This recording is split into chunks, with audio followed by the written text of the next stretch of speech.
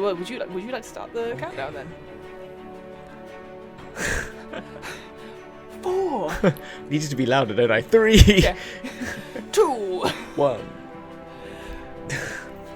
Wait, I can never find the camera. I always like. I never. It's because I look at you on a screen here, which is because you're there, which is works quite well. But then I'm like, no, there. There, absolutely. Hello, and welcome to the DM's Book Club, where we talk about some Dungeons and Dragons and how you can put it into your campaigns.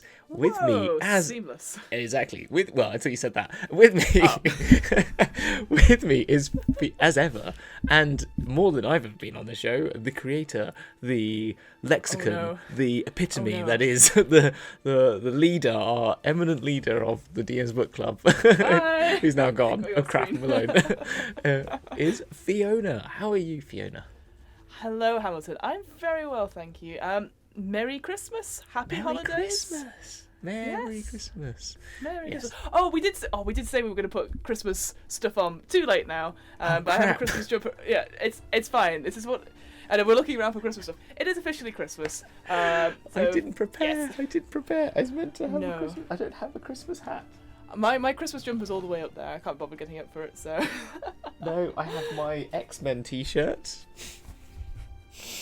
Does that count? I love that. I love that. I love that. I love the yellow of that. Shall I just? I'll just wear it like this. Like that. It's Perfect. Christmas. Perfect. It's Xmas. Xmas. So, that's how Xmas. it works. Yeah, fine. That's it. Hamilton, do you have any festive traditions or anything like yes, that? I do. I do. I am such a classic white male. I watch Die Hard every year.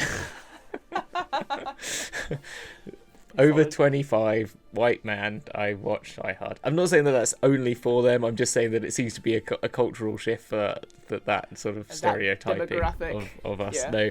No, I do. I get the Christmas tree up as early as possible. I always watch AN Die Hard once a year. I watch pretty much all the Harry Potters over Christmas. Aww. And if I can fit Lord of the Rings in, I'll get Lord of the Rings probably in the same time. They're my sort of Christmas movies, as well as Home Alone. I just like watching movies. Christmas movies. So good. I love all Christmas movies. So anything that has any. I like Love Actually. I've already watched that once. I'll probably watch it another time. I love. With Love Actually, again, side note, if on the DVD they have like the extra scenes, and I remember, is it Richard Curtis? He goes, there's a scene at the end in the airport, and he goes, we had to use a stunt actor to do some bits of it as he's running through and he's doing flips and stuff. And you watch it, you're like, it's clearly like a child, and then a man doing flips, and then a child, and it's just, obviously we didn't see this on the screen, but I was just like going, this does not. How no one can get away with this. I highly recommend watching outtakes and the extra scenes in Love Actually because they are fantastic. Oh, okay. I'm gonna have to watch that. Okay, I'm gonna do that. So much fun. I think I've got actually no, I have got it on DVD. Yeah, so I will do that. Yeah, I think it's law in every British household to have that on DVD. Yeah, no, it literally. I think I had it twice on DVD when I lived at home. So yeah, it's one of those. It's like the Spice Girls album. Oh yeah, I was gonna say that's at home. Everyone has that at their home. Like I got given it that year that the Spice Girls came out. I think I got it like 3 times for Christmas that year. Really? I think it was like, it's so ridiculous. So I had. Right. You got your life spiced up. Yo, tell you what I want, what I really, really want. So tell me what you want, what you really, really want. I did. I spiced up my life, and then I chucked away 1, and then 2 became what? No, sorry, no. Sorry. Anyway, what about you? What are your Christmas traditions? So I'm sure I do have them. To be fair, it has been a little while since I've had Christmas at home. But one thing me and my sister did start doing was that, you know how, just again through various years and stuff, you always get presents of clothing, right? You'll always get some socks, you'll get a jumper, etc. So me and my sister came up with a game whereby when you unwrap a piece of clothing, you put it on instantly over whatever you're wearing, and in the order you get it. So you could unwrap socks and then put them on straight away, slippers and then more socks. Yes. Or you could put like I love this. So you could put like leggings on, but then you might like we do in our household, maybe you get pants, put pants on over the leggings, and then at the Superman end, style. Exactly, and then at the end we take pictures and it's like who wore it better, and it's our Christmas outfit for.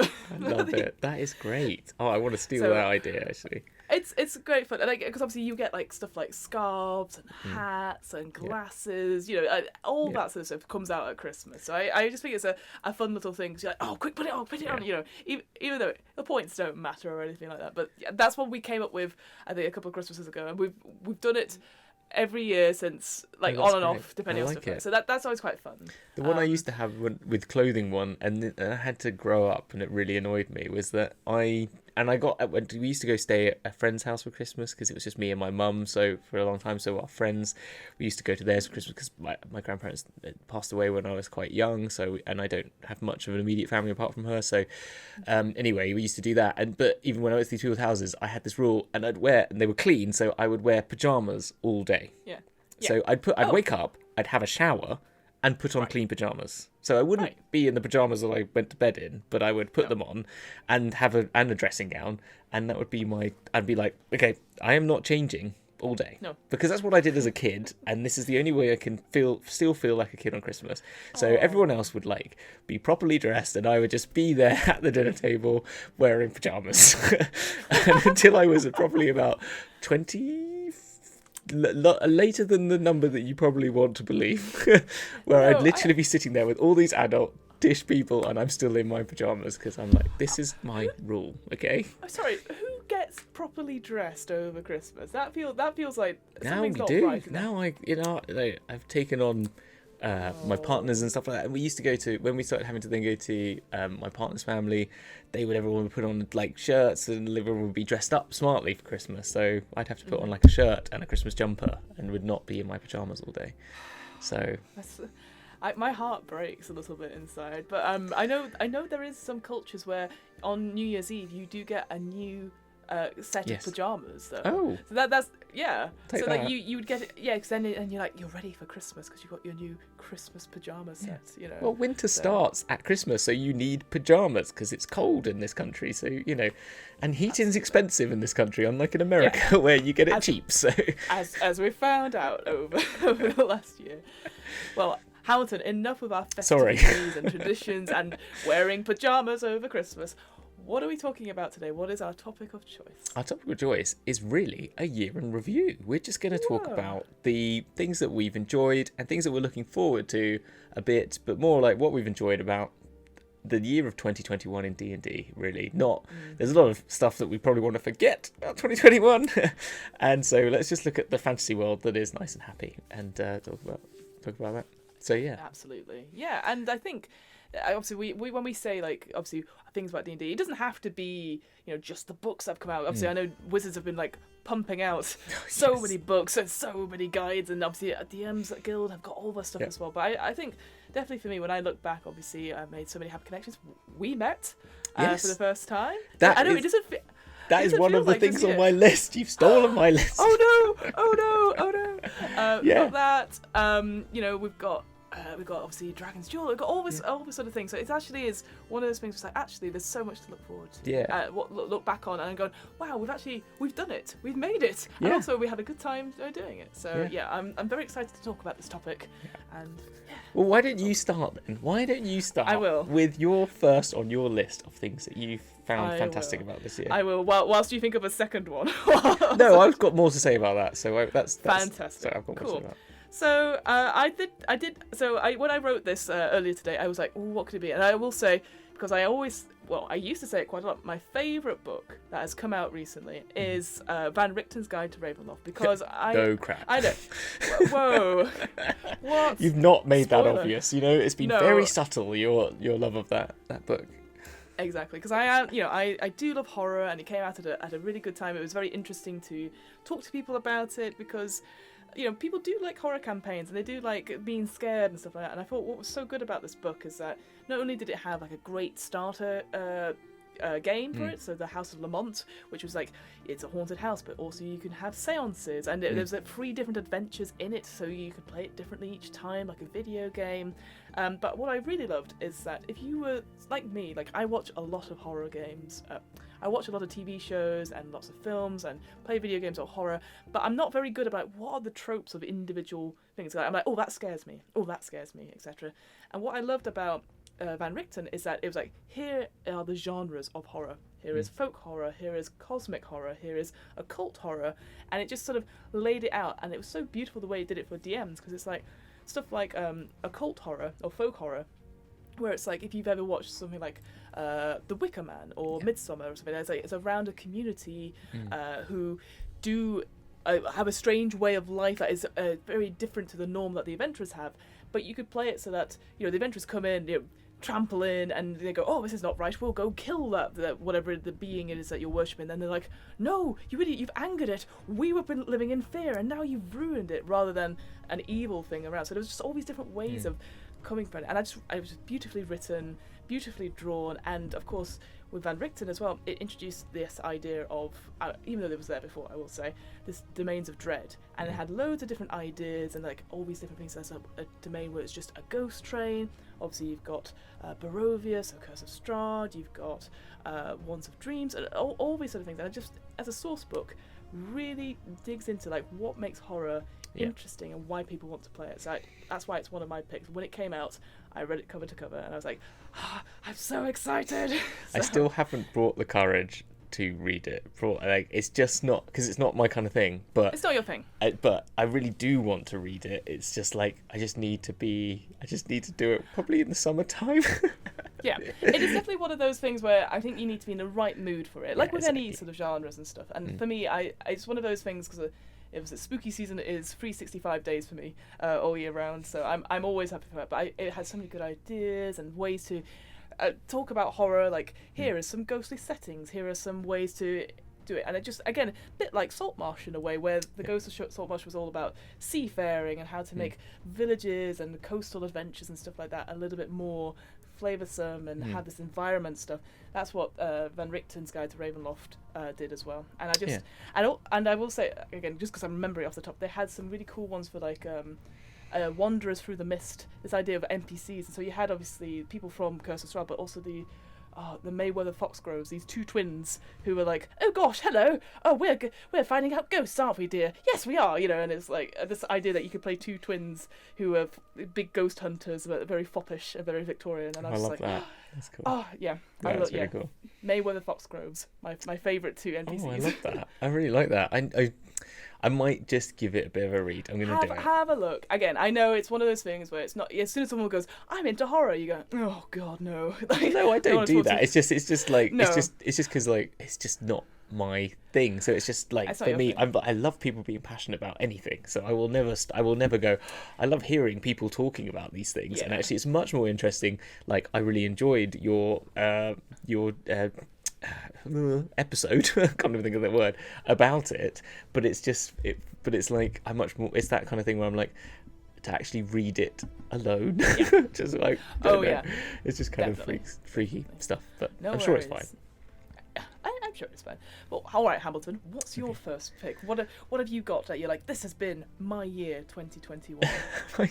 Well, I think if we're going to stick with the theme that you were talking about, which is like the best book for the year, for me, I actually think it has to be Fizzbands. It was a tie with yeah, exactly. It was a tie between Witchlight and Fizzbands. I really love Witchlight. I think what that brought to the game was really great. But if I was going to be honest with like, what have I read and gone like, this has given me so much stuff that I'm going to use. As a person who runs a show called Dragon's Duel, it's obviously going to be Fizzbands. It's like, duh. And I was like, I said, it's one of those things where like, oh, I should be different. I should try and think around it. And really, I loved the Babylon Witchlight, but the one that I read and was just like, okay, that's going in, that's going in, that's going in, that's going in. Yeah, more of that, please. And I was just making notes consistently. Yeah. The Ghostbook one, another close second, because that one I was like, I love this, such a great idea. And Spelljammer we did recently, again, loved it, but Fizzbands was just flying off the page. Great sort of lore in ideas. I've written 2 seasons for Dragon's Duel based off 50% of the Dragon's Duel things have just come from this, the like backstory stuff that I've loved. So it was a really interesting take on doing a source book. I think taking the grandest character monster that is, we've talked about this and we're doing it, that's in D&D, it's one of the names in there, but they did it real justice and gave us everything, basically. Lore, stats, items, feats, things, everything. It was a proper old-fashioned, I don't mean like old-fashioned D&D, but just like a proper epitome of source book. Here is stuff. Like you were talking about with your Van Richten's, I guess. Like, there was a theme of horror, and we're going to talk all about horror and give you a whole encompassing. It's not just a few adventures. And the same with the Fizban's book. So for me personally, great one. I absolutely agree. I think we may be seeing more of a trend towards themed source books that aren't necessarily like Xanathar's Guide to Everything or Tasha's Guide to Everything. Like, I know we're going to have the updated sort of Volo's Guide to Monsters as Mordenkainen presents, and we've also got Mordenkainen's Tome of Foes and stuff like that. And I think this was just interesting because those were obviously like, here is a voice, it is a character per se, and then this is like you said, Van Richten's Guide to Ravenloft. Van Richten's not really writing it per se, like he's in it, but it is like, here are all the horror stuff that you need to know. And then, like you said, like Fizban's is in it, but it's all about dragons, because it is all sort of more shaped, or there's definitely like this, I could definitely see like, yes, whilst Van Richten is for me, Fizban's is for you, and it's definitely like. Whereas I can imagine like stuff like Xanathar's and Tash and stuff like, it's like, I remember I bought Xanathar's as one of the first books outside of the main 3 that I bought because I wanted the additional subclasses, and I wanted to get the stuff on like downtime. But when you read it, it's just like an amalgamation of just what? Like, why is that next to that? That doesn't. This is just so I can get. This was literally a book like, this needs to get out here. Let's shove this all together. It didn't really make cohesive sense. Yeah. The other thing that you picked up on, though, was like Van Richten's like gave you this overview, gave you all these books they've done this year, and something that I think we want to talk about more later was there's just so much more about role playing. They're bringing in how you play the game. We talked about this on a few of the shows, that actual plays are becoming much more actor heavy and sort of role play heavy, and therefore they are just giving us ways to become better DMs in the sort of more like how to create theatre, how giving us like tropes. Here are the tropes of how you make a horror thing, story.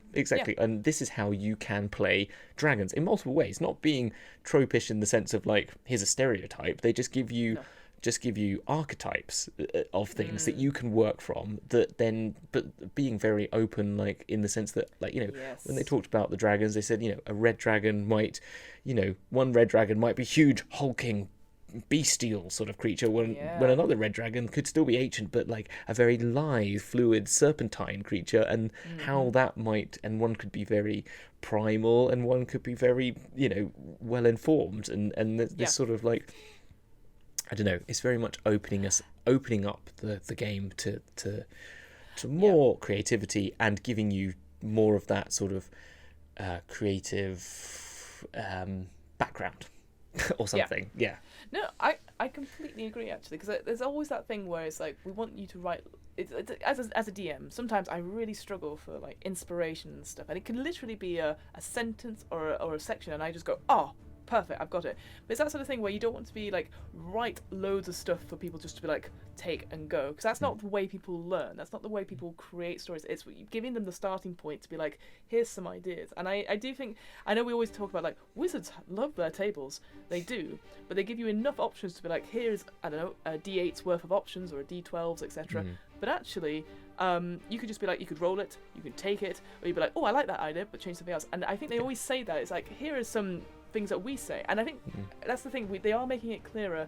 They are sort of putting out this content, and a lot of content, very good, very well written content. But it does feel like, compared to other places, so like we've looked at, they said Ghost Walk and Spelljammer, those feel very much like, here is the setting, and here are the rules for that setting, and you can tweak them a little bit, but they're sort of rigid, or they're sort of like this. Whereas, and I think that sort of describes the difference in like, we come to those now and go like, well, we can change the rules of these things. Like literally, we were doing the spell check. We're like, well, we can just change how air works, and we've got that because, and that's also just cultural and social. I don't know, age, like growing up, I guess, for want of a better term, but also just like the dogma of D&D is so much more open and sort of fluid in your interpretation of the rules. They're very much clear that they're not like old school Games Workshop and old school TSR where it's like these are the rules and you play it. And you can see that unfortunately you see that in some people on the internet. You can find the people that are dogmatic and if it works, there are rules there for a reason. They make a game work sometimes, but it's there's definitely I love that move just to being just like you can do what you want because it's not real.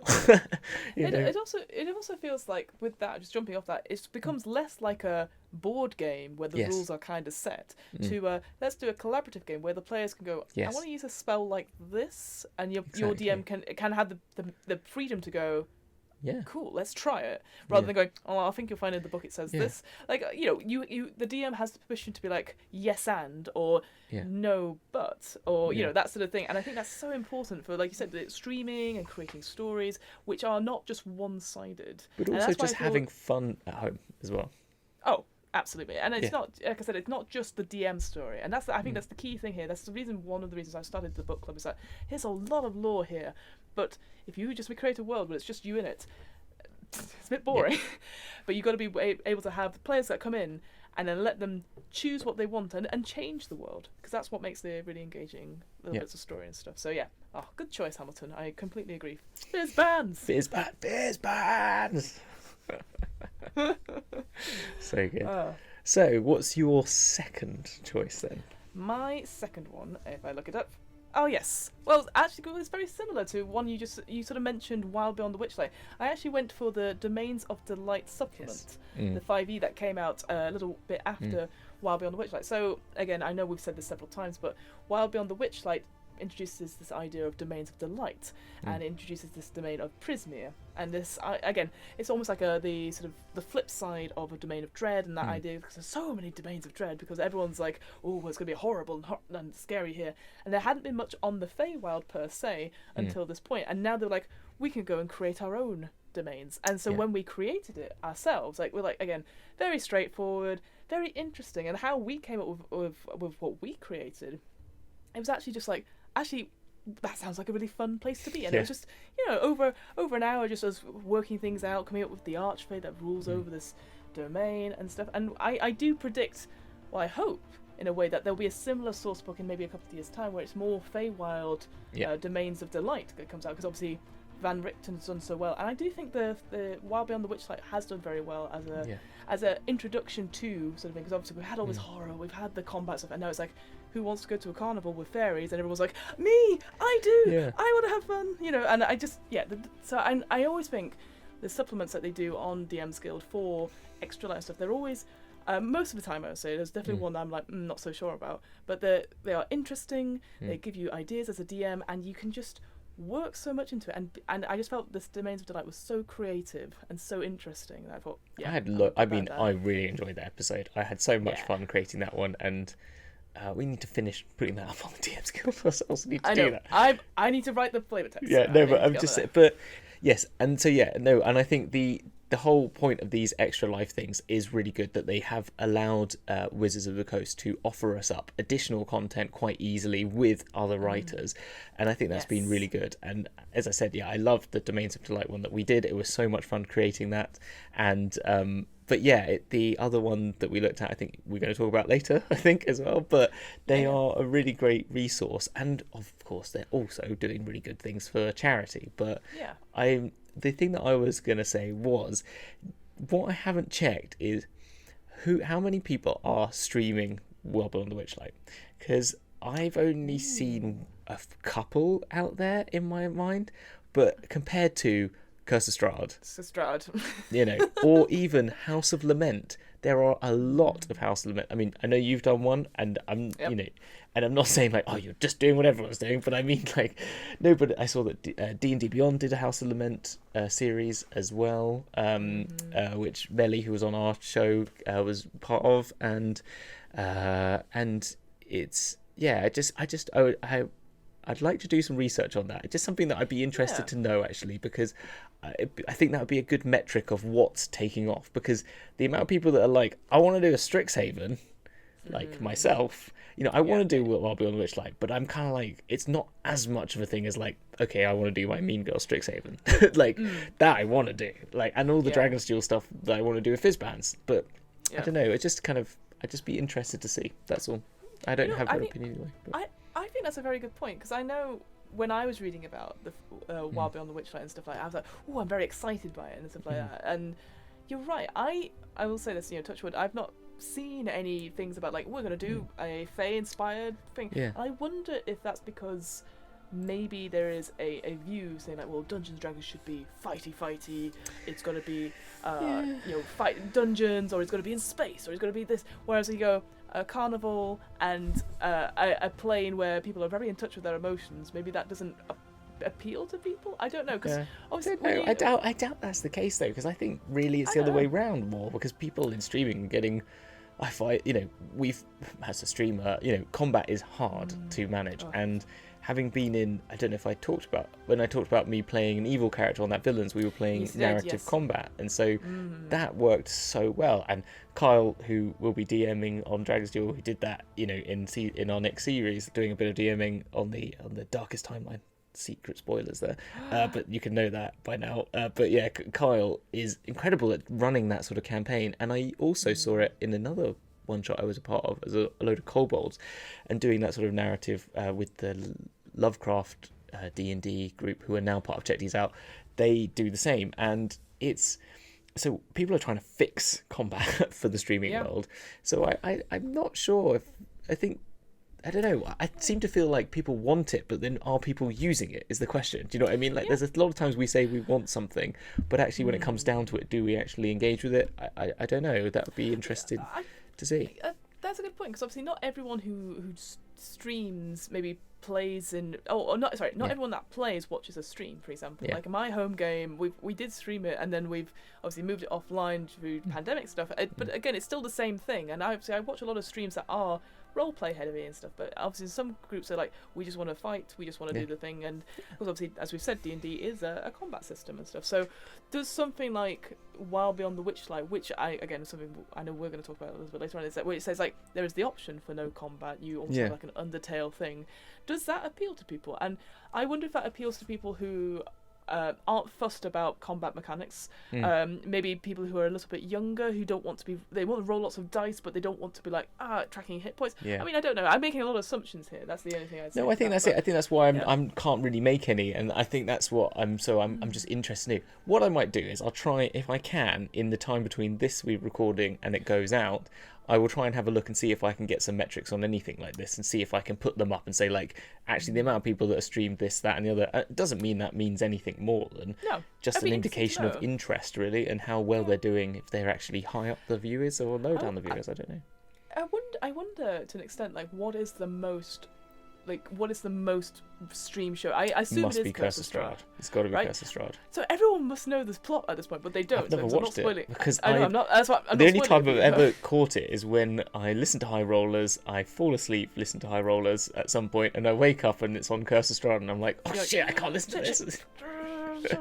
Yes. But it'd be interesting to see, like, not that High Rollers is boring and I fall asleep. It's just that I put it on and I'm a person who gets up at 5 o'clock in the morning sometimes and then goes to bed at 1 o'clock. So I might just fall asleep whenever I've got 5 minutes.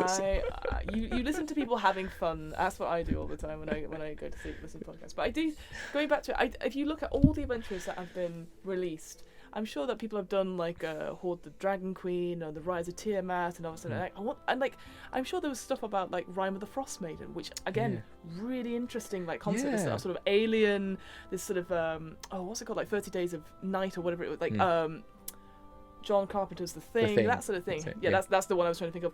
Like that again, horror setting. I think actually that felt like there was, when that came out, there was lots of people that were running a Rime of the Frost Maiden game.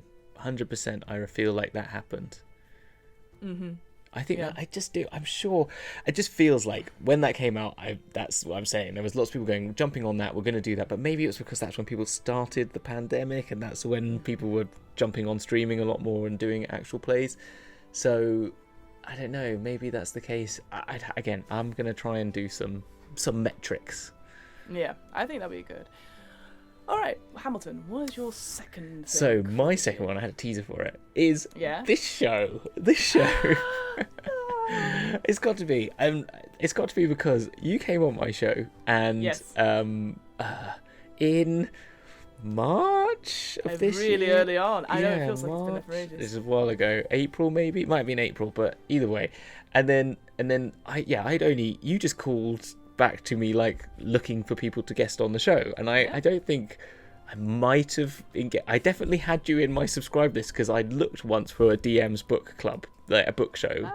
But I did it because I was looking for people talking about Forgotten Realms books, not about like as in like the novels. Whoopsie. That's why I kind of. But then I had it there, and I kind of listened to one, and I did enjoy it. And then you came on the show, and then literally after you came on the show, I was like, okay, I better listen to this properly. And then I basically listened to all of them in about the space of I don't know, like 3 days or so, because I had loads. It's alright.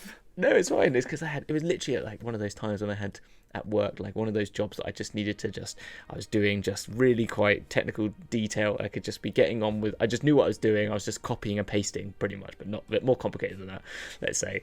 And then I had a really long drive to a couple of places on my own in the car, so I like listened to them then. Like one job interview I went to is in my mind, is when I go think of that job interview, it's the one where you're doing your NPC wizard character maker with Ryan, the book. You're going through the book, which is one of my favourite episodes. Yeah. I love that one because I was like, I wouldn't, if it was me and you doing it, I'd be like, I don't trust this person one bit from the beginning. When the apprentice, I'd be like, nah, the apprentice, and it's like I open my thing and it is a ring inside, and even I was like, really, a ring of like death or something like that. It's like, but yeah, well, and the same from my side of it as well. Again, like I really enjoyed doing DM's book club over lockdown. I've sort of said it before. Like, I really struggled to get into reading for leisure anymore, just because it's like, I should be doing something else. And so I got into the habit of like read something to take away from the screen and make notes about it. And it had to be non-fiction. And I was like, well, I've got all these bloody D&D books. I need to do something. And so starting it up, and then, as you said, like coming on to Dragon's Duel and having so much fun, and then I was like, oh, your D&D stuff, you'll be a great and then there's just sort of born out of just being great creative stuff, and I've talked to other people about this as well. This idea that we're all in the same space, and when it's like, oh, should I start another actual play podcast and all that sort of thing? I think the answer is do it, and then join a Discord or join a forum or something like that, and talk to the other creators, because 100%. Everyone's in the same boat. Everyone is going to go, oh, the edit this week was really hard, or I lost half the things, and just having someone to be like, I've got an idea, can I bounce it around? Like, I've really enjoyed our chats, like lunchtime chats where we've just gone, here's all the stuff, what do you think? And I'm like, it's great, what do you think of this? And you're like, it's great. It's just nice to have someone who's excited about it. We've had it for as well when I'm about to run this campaign, I'm going to do this to them, and all you need is that person to go, ooh, and you're like, yes, I've told somebody. Yeah, that's it. Yeah, no, it is so good, and that's the thing. And like, if you want a Discord to join our Discord, and we're happy to talk to you about all these fun things, because that's what we want to talk about. But yeah, and you picked up on the other thing that I put down as my like 2 A's and 2 B's, which is like, I put creating the domain of a delight and all the creation episodes. So you already covered that. But the other one was like the historic D&D settings and like forcing me to, because I've wanted to read Spelljammer for years, and like because of this, I've done it. I've read it, and I'm like, I love it. Great. And I think, and that's the other thing as well, because I obviously when I initially wanted to do this, I was like, I've got all these 5th edition books, and I've never thought to myself, oh, this should limit me to the source book. So when I've had guests on saying, oh, well, I've got an idea, but it's not in an official book, it's a DM's guild, or it's another RPG game, I've gone, brilliant, I want to talk about it, because ultimately, as people know through listening and watching the show, we're very passionate about these sort of things, and it's just nice to hear someone else talk about being passionate and be going, actually, I really like that idea. I'm going to make a note of that. And that's the whole point of it. It's like, I feel like DM's club is a bit of a book club is a bit of a misnomer. I do think of it as a GM's club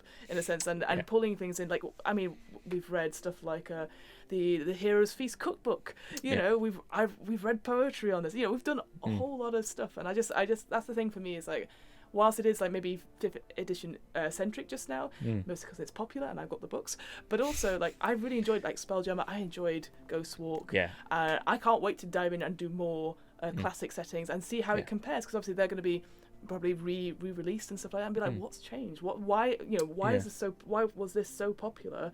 And what can we bring in from that? So absolutely, all for that. 100%. Yeah, I think that was it. And I think the other one I put was the fact that it's opened up to more of a community of people as well, which is the other part that you talked about as well. So I'm just reading my notes again, but it was that sort of like just the fact that the book club has meant me talking about these things, which has meant I've had engagements with people like Sean K. Reynolds about Ghost Walk, and talking to, as I said, Ed Greenwood about the Spelljammer stuff that they did, but like just those abilities. But that's fine. But really, the more important ones are in the chats, like all the chats that we've had whilst this is going out, and all those people like Derek and I'm gonna Gobbo and Pixie Will, and sorry, what did you say? Will from RDW. Yes. RWD. Will and Chris Borrow Brick Road has been on there. There's going to be people we forget, which is going to be awful. Which I know I shouldn't have started by saying. Name drop them, but also, but they know who they are. But they know who they are. It's set we talked, and stuff I love the fact that we talked about we want to do mini painting at some point. Yes. We've talked about our meal deal lunches in the chat, and that has spilled over. I love that, because that feels like not only is it's our thing, that our little community is like, this is what I got as a meal deal. We're like, ooh, judgy. So true. I forgot to post mine today. Actually, I had a really good one. I had a tandoori chicken wrap from my new local, which just does these homemade ones. They're really good. Or a McCoy's special piri piri chicken chips, crisps. Oh, that's new. I didn't realize. Anyway, that's a different. I'm sure we'll have to do like a D&D mealtime episode at some point. Yeah. But yeah, no, it's just that whole thing about it has been really great, and it's like one of the highlights of just every, like, as I said, we talk about I think that's the thing as well, community of this year, like not just through this, but just like a lot of things that I didn't join Twitter until August 2020 properly. Really? Yeah. Wow. Before then, I'd been on here like once or twice. This was just, Twitter was this thing that I just never I've done Instagram. I used to do a lot of Instagram and was big into like the Warhammer scene on Instagram for a few years, and then like before that it was just Instagram for like art and architecture stuff, and and really into Tumblr for when that was began, when I did like a lot of skateboarding stuff when I was younger and did skateboarding. I know, such a loser, but anyway, I only joined Twitter, and it's only through this like year and a half that I've met all these amazing people that have just been this year. That's just been like, that's been one of the highlights. So I'm counting that as all of one of two. That's number two. That is fair, and I completely agree. I think I've been very lucky in this pandemic. I know not everyone has been, but I've enjoyed being able to still do stuff like this. Record online, do role-playing games online, and I know it's not for everyone, but I've really flourished, and I've realised that I can do actual plays with people from around the world, and we can make it work, and we wouldn't get that normally, and also you can tell people to unmute themselves, you can tell people to stop eating into the mic.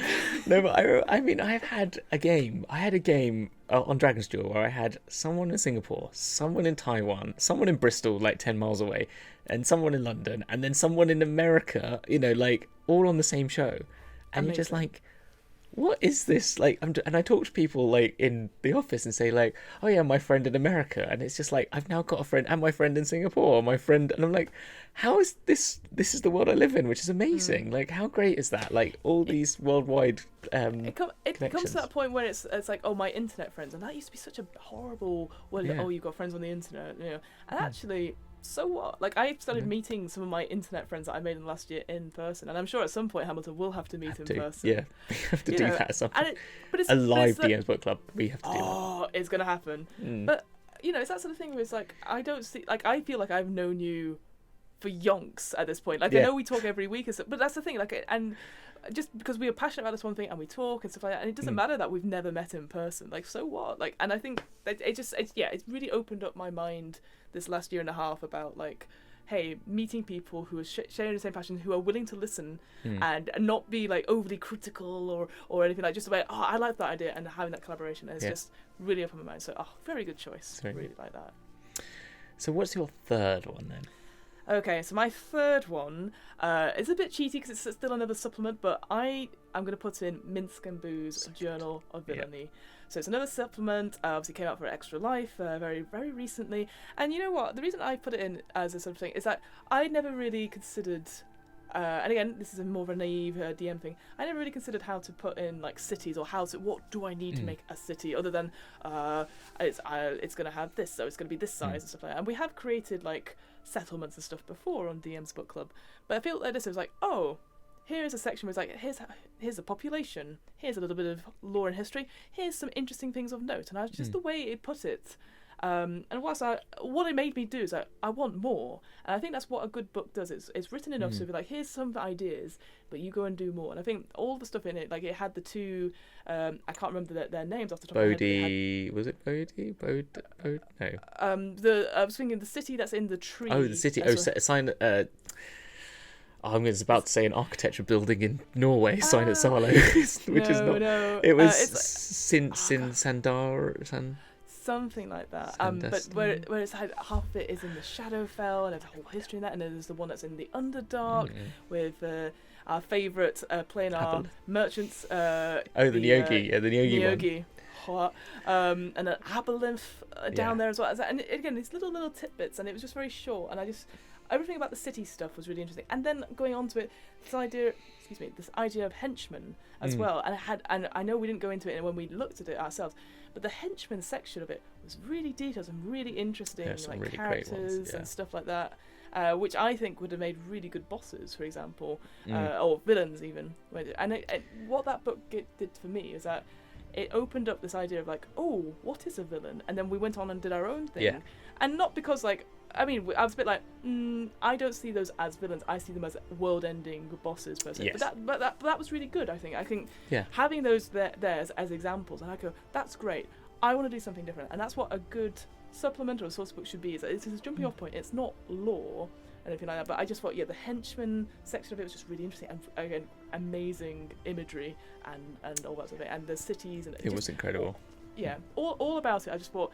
Again, and I also quite liked how it just got released and then unreleased and then released again, because it's like, I guess that's not necessarily like, it was a faux pas for sure, but I just thought, I'm now intrigued, what's going on here? So it's worth noting as well that they've made an adventure using a lot of the people in it that's also on DM's Guild. So if you are interested in, if you find it good, if you're looking for an adventure that uses some of those people, there is that as well. Now they've made it, which I think was worth noting to promote them. But I really love that. Minx and Boo was one of my favourites as well. First one like adventure that I DM and I talk about a lot is Dragon Heist. I talk about it loads, and it's obviously Waterdeep, and I used a lot of DM supplements when I was making that to find DM's Guild supplements. That is to find ways to like build up those adventures, and I came up with a few myself that came off that. But it was I really enjoyed an urban adventure. I found it really fun, and I think they are great places to be in because a lot of people live in them, and we have a lot of experience our own selves of being in them. But I felt it was like GTA meets D&D. That's what Dragon Heist is, and I made it as such. I had the map, and I made a Photoshop file that had little stars of wherever they'd been and where there were jobs to do. I made them exactly like it was D&D. It was GTA D&D. So when I opened up every game that was like we're not like in media res, if you know what I mean, in the middle of something, I'd be like, okay, here's the map. So you've got to go and see Raynar Neverember here, which was like an NV, and you've got like, which is at his like club, and then you've also got the Bregan Darth quest to do. You've also got your Zentarum quest to do. You've also got these, and had all and there's your tavern up here that you own, and it was all little things like that, and it was just like so cool. It was so much fun, and I think city urban adventures are good fun, and I think more ability to have more different urban settings rather than the classics that we all know is great. Like the Athkala and stuff like that. That's such a good point. Again, I've not really read much into Dragon Heist because I do have a friend who's promising me at some point to run it for us. But again, but we were talking about it before about popular things. Dragon Heist was really big on the streams. Like people were playing it left, right, and centre and stuff because it was so different. And and I absolutely adore the fact it's GTA themed. The map, of course that makes sense. So, yes. I love that. And you can play it 4 different ways. There are 4 different baddies, so you could watch one, and I recommend the High Rollers one because if you want to watch it and you don't want to be too spoiled, is that Mark Sherlock Holmes changes it enough. Yes. That it isn't exactly, and when I ran it, I made it sigil the dragon heist in the end anyway. So like anyone can make it their own way. So I think if you're interested to watch watch one, that's one to watch if you don't want to be overly spoiled by it. Absolutely, no, completely agree. All right, Hamilton, what's your final like, yes, this has been 2021, this has been D&D in a nutshell, I guess. D&D in a nutshell. Oh jeez, that's not what I mean, that's really putting the pressure on. I think what I said in the last one was D&D in a nutshell, which was the collaborative one. I'd say just my third one was going to be just the promise of more coming, and actually, which is, I know it's not the year in review, but I think it's been it's a bit of a combination of actually a lot of things we've already said, so that's why it's a bit of we've sort of said it already, which was the non-combat, the role-playing heavy focus, and this sort of move of D&D into something different. So that was my third one, so I feel like I need a new one. Because I think that's fair. But that was kind of like the biggest thing. I think the creations that we've done has been fun, and being open to that, creating more elements, and being like, I think having I think something that the D&D books have done, and we've talked about the rolling tables. Oh no, we've already sort of talked about this again. It's that sort of I think even just having it as like an exercise that a DM does every once in a while, that's just not related to your game, is something that I've really enjoyed from this show. It's just like making something, because I might use it, I might not use it, but just being creative for an hour and a half has just been a lot of fun, and I think something that I'm going to try and bring into my sort of like structure, I guess, of like, let's just come up with something when I have free time, to just think. It's made me start thinking about like, how would I make that more a little bit more, which has been quite an enjoyable experience. But yeah, really, we did cover my proper third one over all of them. So that was but I think I do see that. I think what I get with I did a book ages ago, which is like it's called The Artist's Way, which I will say at the top, it's a very airy-fairy sort of like how to unblock your creative pause, that sort of thing. But what it did give me advice was that every week you should take yourself on an artist date. And what that means is that you block out a little bit of time, a minimum of 2 hours, and you go do something for yourself. Now, whether that is going to an art museum, going for a walk, painting, or anything like that, you always have it at the same time every week, and you don't cancel it for anything. And what I started doing in that is I started doing that for the 12 weeks, and I would play solo RPGs. And actually doing that, and to be fair, it was content creation as well, # anything is content for what am I rolling, but I realised that allowing myself to be like, okay, this is uninterrupted creation time.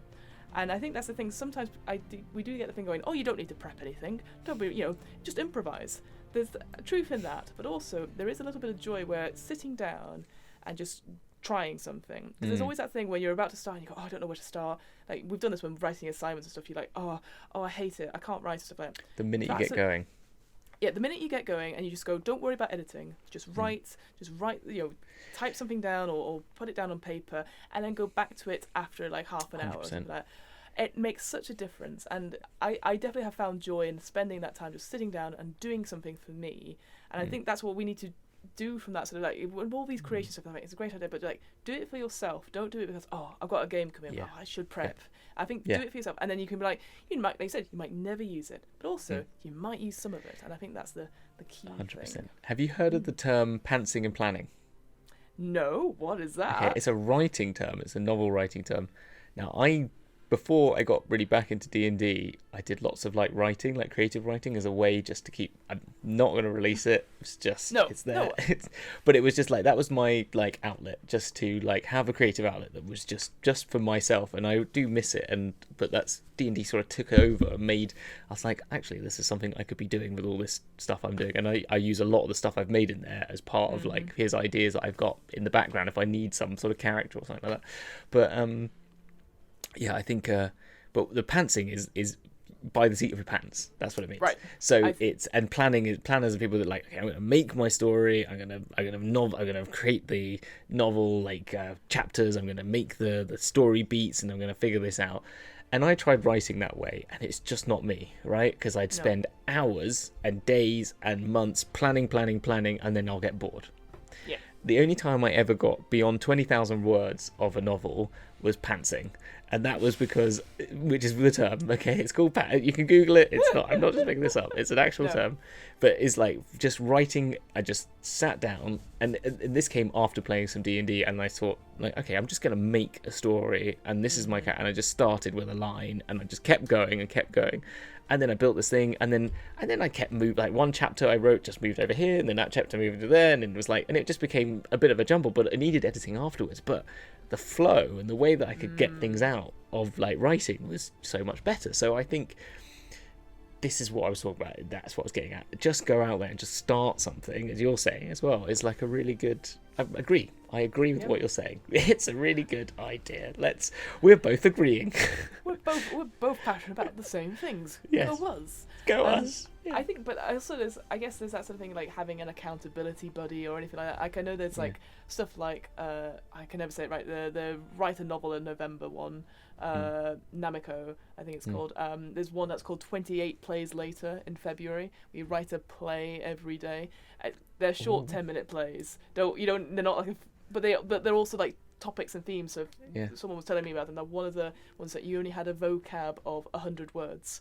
I love those. There's a really term for those things. But when it's like overly, because like in architecture, it's something we always get told. Like constraints are the most important thing to creative endeavors. Like, so there's an architecture thing. Is like you've got to focus on what your constraints and opportunities are, and then you get your conceptual basis for what your thing is going to be, and then you create it. And then if you have a good set of understanding of your constraints and opportunities and a good understanding of what your conceptual basis is, then you just layer on top of that. Then you can just figure out how the functionality works easily, because you know where things are going to go, because you know like the light comes in from the south, you know that the view's going to be out that way, and you know that you want the concept of it to be this it's about layers of transparency or something like that. So it becomes very easy for you to then just make a building. Like that's the thing. And it's the same with anything, like you're just saying. Yeah, exactly. If you have these constraints, like you can only use 10 words or something like that, and you get much more creative power out of constraining yourself.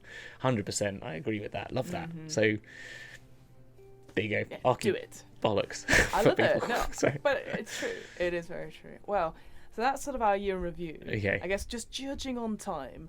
Yes. What's the one thing that you're really looking forward to for if you are going to be existing in 2022 and beyond? Yeah. Yes. Yeah. Okay. As Chris Perkins is currently. So. Is currently doing. I am gonna say it's going to be a two-parter then. Go for it. Yeah. I'm looking forward so much to the new settings, the old new settings, and the new old settings, and whatever they mean by new types of gaming. Be that minis, VTT, or whatever we think it could be. I'm still holding out for that Spelljammer mini thing. I think I've called it. I think you. Well, as soon as you said it, I was like, of course it's going to be that. How could it not be anything else? Like I know we said it was like a virtual tabletop sort of thing. I'm now like, nah, sod that. It's minis. Like. Hero Forge merge with D&D Beyond, merge with everything. It's done. But that's what I'm really looking forward to, and I am I'm hoping for some more multiverse Spelljammer Planescape stuff just to come back, because it's exciting to me and I really like them. So I'm up for that, and I want the art that they're going to bring more than anything. Actually, Planescape doesn't need new art because Dieter Ridlitzy is amazing. you don't need to redo that. Just copy paste that. But Spelljammer, I'd love to. And again, I love the things, but I just think the modern 3-dimensional era we live in will just up that to another level. That's all. Definitely. What about you? What's your number one? Number one, it's tricky because I know there's going to be another anthology out at some point. Yeah. So because I'm really going into their one-shot stuff, and which I think I'm like, yes, great, and that's going to be more diverse writing and more community content stuff. for you. Loads more content for me. I know Strixhaven has been released today. Yes. So can't wait for that because again, it's just a different kind of adventure. Like it's set in an institution, you know, and we know it's going to have the Harry Potter vibes. We get that, you know, but it's just like something that we always want. I think the one thing I've written down, and maybe it's just me as a player, as well as sort of this idea of like, here's an option for no combat at all. We've had that with Wild Beyond Witchlight. I think that's a great idea. I'll be interested to see it pans out, and I think the D&D team are very interested to see how that pans out. If there's going to be more less combat heavy adventures, what are they going to replace it with? Is it going to be more social encounters and rules for social encounters? I would love to see more puzzles and more ways for players to think outside the box. That's not like, oh, I'm not getting my way, get the sword out and stab. Like Tasha's came up with like at least 10 puzzles for you to try, which I have tried, and they are really good, but they are very similar in a sense. It's like, oh, we count into the word for a couple of them. So I'd love to see more examples of riddles and stuff like that. And I say this, I know how hard it is to come up with a riddle. I know how hard it is to come up with a puzzle, but I would love to see more ways, if we're not doing combat, which is the main D&D thing, let's face it, you know, you have to hit and damage and all that sort of thing. What else are we replacing it with? They've already talked about, like, I think you mentioned it before, the spell casting. They're simplifying that, so it's like for DMs, which I think is fantastic. Like we saw that recently with Fizzbands as well. They showed it in there. What other environmental or other ways to... I know what you mean. Like, how are they gonna... No, I agree. It's like, how are you going to build a system that deals with not combat, or are we just going to accept that there is no longer a system and that D&D is not... There is a system for combat, and then there is the fact that this is really just... the question becomes like, is it D&D anymore if there's no system? But I think the point is that it's a campaign setting, so actually really that's what they are creating. They're more creating like, here are worlds for you to invest time in. There is so much lore, like there is a wealth of lore that we've seen in this year of reviewing things, that maybe that's just what they will accept, and maybe they'll add more. They will give us ways to play, like here's ship combat, maybe they'll give us, maybe they'll even give us a way to deal with narrative combat. Like I could imagine, you know, that would be a really interesting thing. I think it'd be very interesting to do that, because there's some great RPGs out there. Like you said, you talked about the Wheel of Time one. I can think of several ones which are just like token based. I'm going to take this move and give a token and all that sort of thing. City of Mist, we looked into a lot. City of Mist, of course, yeah. And I think very narrative combat style of play, you know, it's just and you think about all the things that get like you like I don't know if it was shared in our Discord, but it was like recently, it was like, here are Thanksgiving themed turkeys as D&D monsters. Yes, we did. We did share them in it. Yeah, exactly. So I would look forward to, like, when we have a D&D monster and it's flipped the other way around, rather than bringing something into D&D, what can we take out of D&D and put it into a different system? Because like you said, all this lore stuff, like the Ghost Walk stuff, easily we can take that out and put it into like the Cypher system, or just a narrative system. And I guess it's tricky because, like, obviously, you know, D&D's built up such a following and stuff, and as soon as you change the system, people are like, oh, I don't know. Well, it's like, if you got rid of natural 20s and natural 1s, it's like, that's fundamental. So like, could you get rid of a D20 from D&D? It feels like you can't. Yeah, I don't know. Like, I'd be interested to try it with, like, I don't know if you've used dice pools before, where it's like you roll a number of dice. So like, if your skill is like, I don't know, +3, so you're like, okay, you get 1 + 3, so 4. Roll that. How many 6s do you get? That's the number of successes.